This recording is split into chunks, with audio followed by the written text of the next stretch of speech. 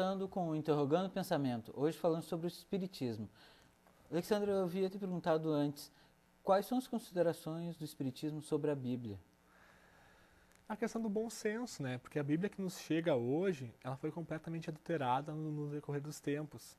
As primeiras cópias, os primeiros manuscritos, eram, por exemplo, em hebraico, siríaco, latim e grego. E a própria língua grega não tem espaçamento entre as palavras, o que na cópia e na tradução para outras línguas facultou diversas alterações.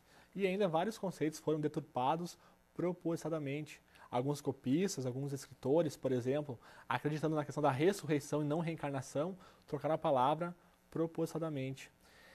E a Bíblia fala alegorias, não é a palavra de Deus, ela foi escrita por homens.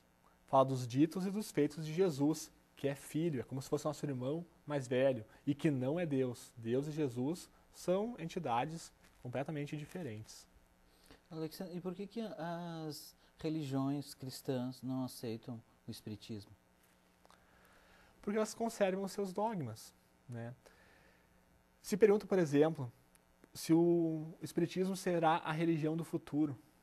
Aí Gabriel Delany, por exemplo, num pensamento muito justo, ele fala assim: o Espiritismo não será a religião do futuro, mas será o futuro das religiões. Porque a própria ciência vem comprovando o que o Espiritismo já nos trouxe.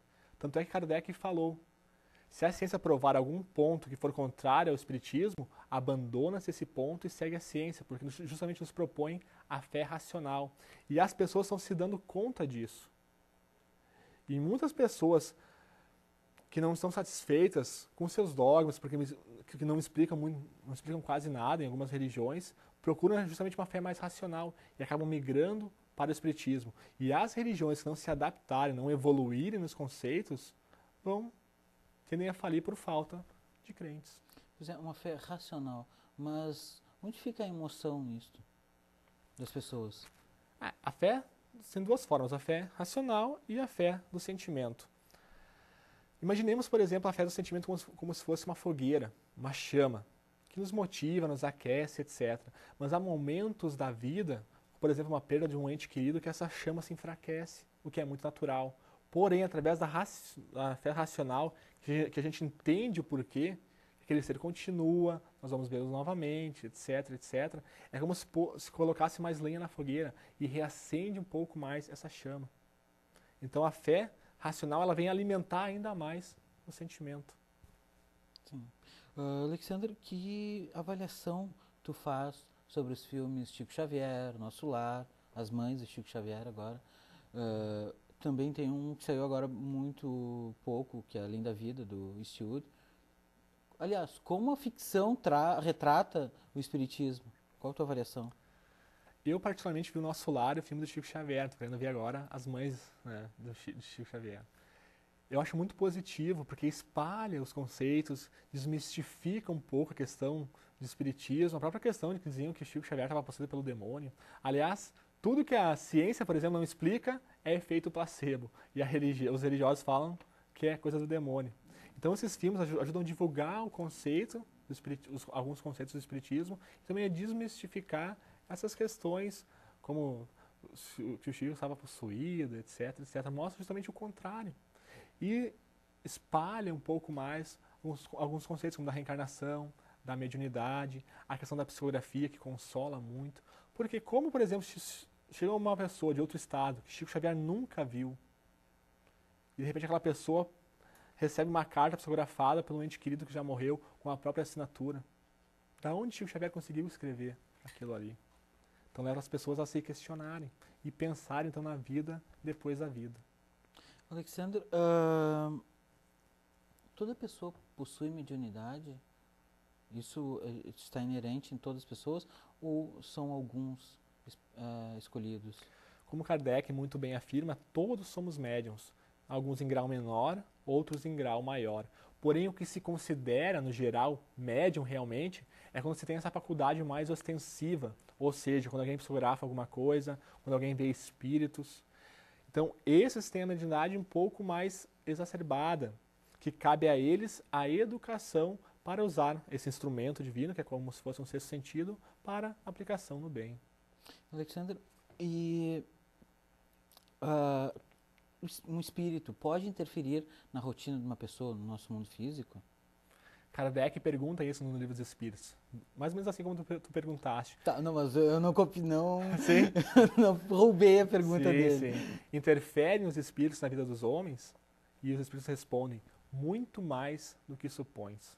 E esse intercâmbio é um fenômeno automático que vai pela sintonia do pensamento, das atitudes morais, das disposições íntimas. Mas tanto pro bem quanto pro mal? Ou... Ambos. Ambos. Por exemplo, um médico vai fazer uma cirurgia que vai atender alguém, se ele procura se elevar, aliás André Luiz fala disso, que quão proveitoso seria, por exemplo, se os médicos orassem, psicólogos, etc., orassem antes de atender um paciente, receberiam uma maior inspiração e talvez conseguiriam auxiliar muito mais as pessoas que ali chegassem. Essa interação ela é constante. No livro Sexo e Destino, de André Luiz, narra um seguinte fato, por exemplo. Uma pessoa vai lá, toma uma taça de uma bebida alcoólica. Tudo normal. Depois ele vai lá e toma outra. Porém, André Luiz visitava aquele apartamento espiritualmente com outro colega. E viu que convivia um espírito amigo dessa pessoa. E o espírito sentiu vontade de beber. Ele vai lá, induz o encarnado e ele vai lá e bebe. E depois chega um espírito amigo deste outro espírito que também queria beber. E ele induz o encarnado novamente a beber a taça. Então vejam, ele bebeu duas porções, mas nenhuma foi porque ele quis, mas sim porque os espíritos queriam beber. Então esse intercâmbio ele é constante, principalmente quando se há esses vícios morais, etc. Porque é tão difícil alguém parar de fumar, parar de beber, deixar de usar drogas. Quando morremos, nós continuamos iguais, tais quais somos. Se eu gosto de beber, se eu gosto de fumar, eu vou continuar com esses gostos do outro lado. Só que lá, perdão pela expressão, não tem botequinho onde eles comprar. Então eles se aproximam daqui de quem bebe, de quem fuma. E induzem eles para absorver então as expressões de prazer, sapores etílicos, coisa e tal, para eles manterem o vício. Então, quer dizer, a nossa personalidade, ela reflete o caráter de nosso espírito, é isso? Sim. O corpo, na verdade, ele é o teatro do self, o teatro do espírito, no qual, em diversas reencarnações, nós assumimos personagens diferentes, personalidades, para aprendermos tal ou qual coisa. Mas o corpo físico, o que nós somos, reflete o nosso espiritual.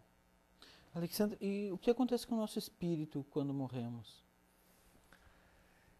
Como diz Fernando Pessoa, a morte é a curva do caminho, morrer é só não ser visto. O que isso quer dizer? A gente continua na estrada da evolução, continua tais quais somos, a gente apenas está em outra vibração. E a gente morre como a gente vive.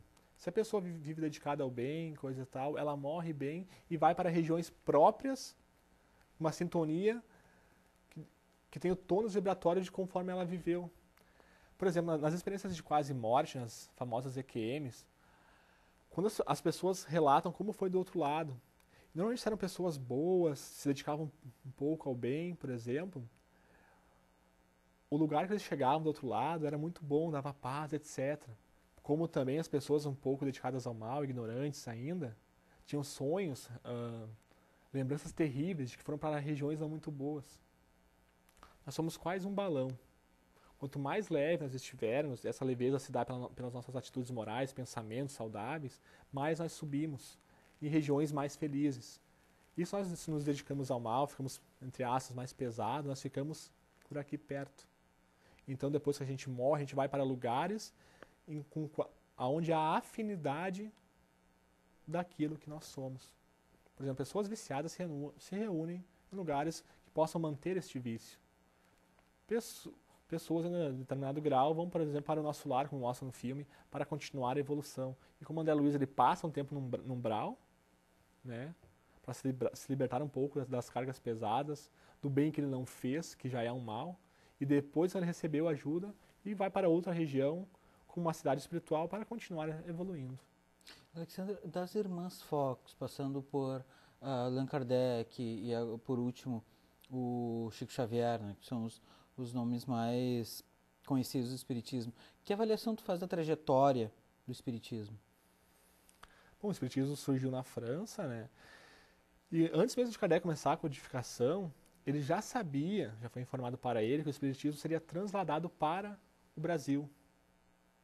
E muitos dos espíritos de lá, espíritos franceses, depois reencarnaram e reencarnam aqui para continuar desempenhando a sua missão. E Chico Xavier, por exemplo, ele trouxe a grande questão da caridade, do amor ao próximo, porque o espiritismo era muito visto do lado científico, mais técnico, mais racional. E Chico Xavier foi o grande expoente, então, que trouxe esse amor, essa caridade que vai de encontro ao outro para fazer o bem. Alexandre, mas tu falou da caridade, né? Que tipo de concretamente, qual o tipo de caridade que os centros espíritas contribuem com a comunidade? Que ações, efetivamente? O espiritismo em si visa a melhora moral do homem. Há diversos departamentos nos centros espíritas, departamento da família, promoção social, etc. Alguns, por exemplo, os centros espíritas fazem sopão para as pessoas, o que é muito bom, é uma ótima atitude, mas o principal é o pão espiritual.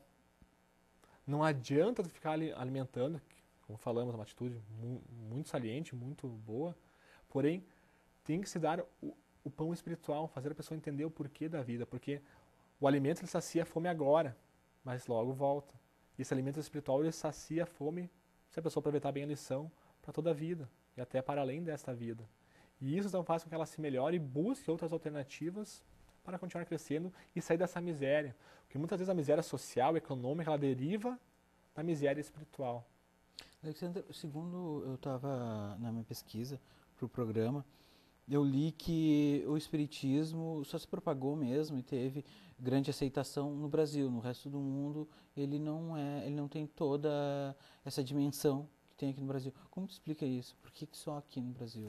Uma semente para germinar, ela precisa de um solo próprio. E aqui, por sermos um povo um tanto mais sofrido, até por sermos grandes descendentes dos escravos, etc., nós temos uma maior afetuosidade. O próprio povo brasileiro é considerado assim, um povo muito hospitaleiro, mesmo com sofrimento nas misérias morais consegue rir, consegue sorrir. Então aqui o solo dos corações ele é mais propício para que o espiritismo se desenvolva. Porque o espiritismo, mesmo tendo a parte, como falei antes, científica e filosófica, ele vai ser conhecido e difundido mais como consolador, porque ele consola muito as pessoas. E, por exemplo, aqui, por mais que tenham religiões diferentes, há diversas religiões, não se briga, até se faz uma coisa aqui, outra lá. Há episódios de intolerância religiosa. Mas não são tão quanto lá fora. E justamente por causa disso é que o espiritismo então está se propagando aqui. Aliás, há um livro do Humberto de Campos, por Chico Xavier, que ele fala que o título do livro é Brasil, Coração do Mundo, Pátria do Evangelho, que a partir daqui vai se difundir o espiritismo para o mundo inteiro. Alexandre, muito obrigado por aceitar o nosso convite, muito obrigado por explanar sobre o espiritismo. Eu acredito que as pessoas ficaram um pouco mais esclarecidas sobre a religião, né? E muito obrigado mesmo. Eu agradeço a oportunidade mais uma vez. Obrigado. Também agradeço a sua audiência. Muito obrigado por estar conosco até agora. Interrogando Pensamento volta numa próxima semana. Tchau!